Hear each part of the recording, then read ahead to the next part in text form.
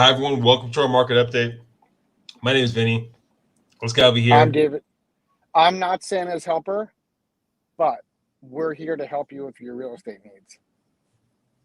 All right. Well, I'm going to start off with Debbie Downer fast.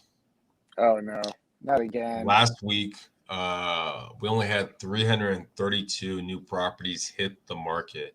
332 properties hit the market. We had, what was it? Last year, we had at this time, we were still at about, what was it? About 600 properties still. And we slowly started getting to the 200 and so end of December. So not a good sign of more inventory to come. So just wanted to start you off in a not a great note, but let's see if David has some more positive news. Besides Debbie Downer over there, let's actually, I thought I'd kind of go into something interesting because you hear a lot of people now. Everyone's talking Bitcoin, Ethereum, gold. You got to put your money in gold. Oh, make sure you save. Make sure you're doing all this stuff. For those of you who've been watching our show and you realize about this thing, it's a dirty word. It's.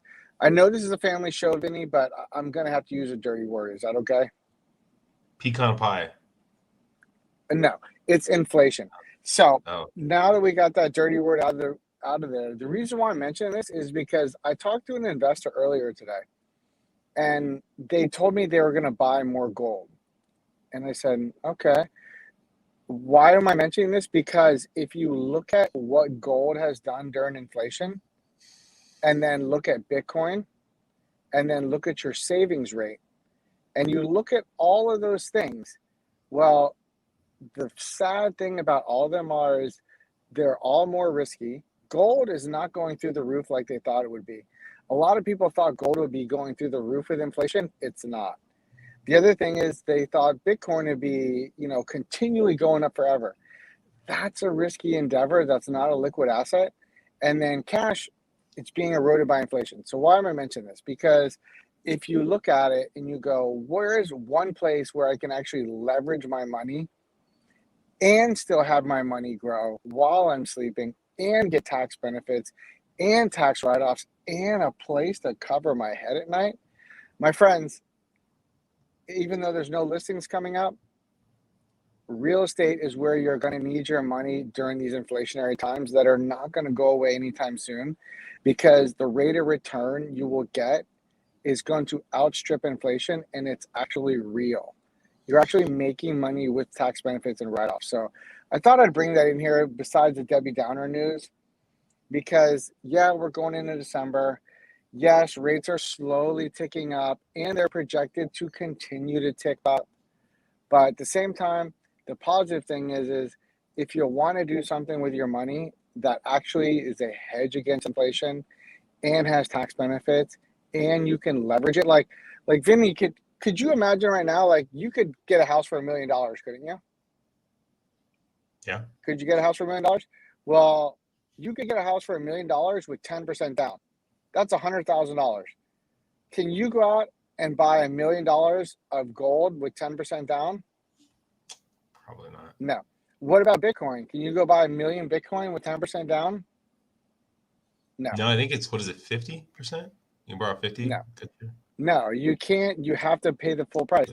Real estate is one of the few things You that can borrow against buy. your crypto. I saw You that. can borrow against your crypto. Yes, you can. 100%. But you can't buy $1 million of Bitcoin with 10%.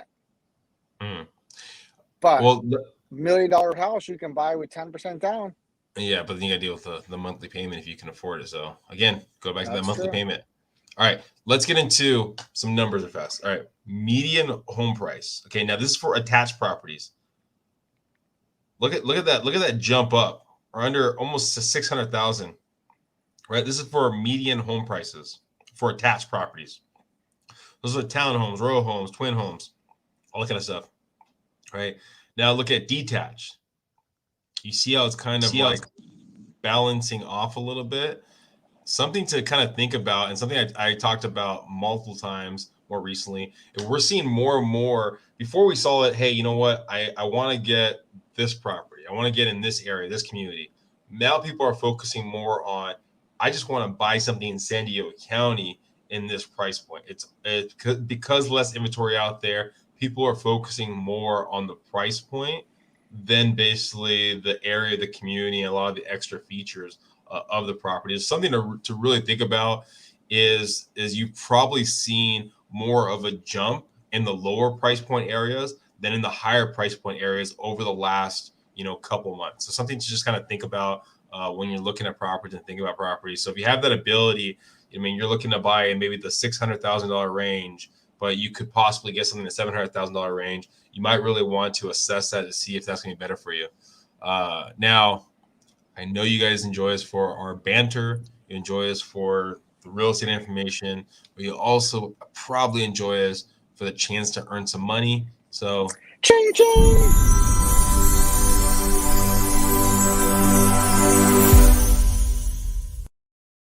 We have question time.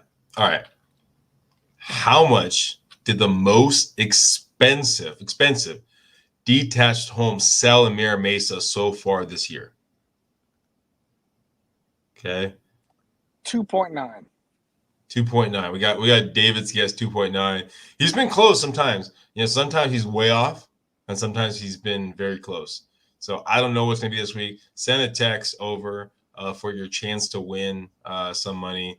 And next week we'll tell you, or this Friday we'll tell you what the answer is, and see if you're a winner. But if you won before that, all power to you. Any last words of wisdom for the holidays? Anything to think about when people are out there looking, or think about the idea of looking? I'm going to tell you I keep getting these phone calls from different buyers, and they keep telling me, hey, I want a good deal. I want a good deal. I want a good deal. But what is a good deal?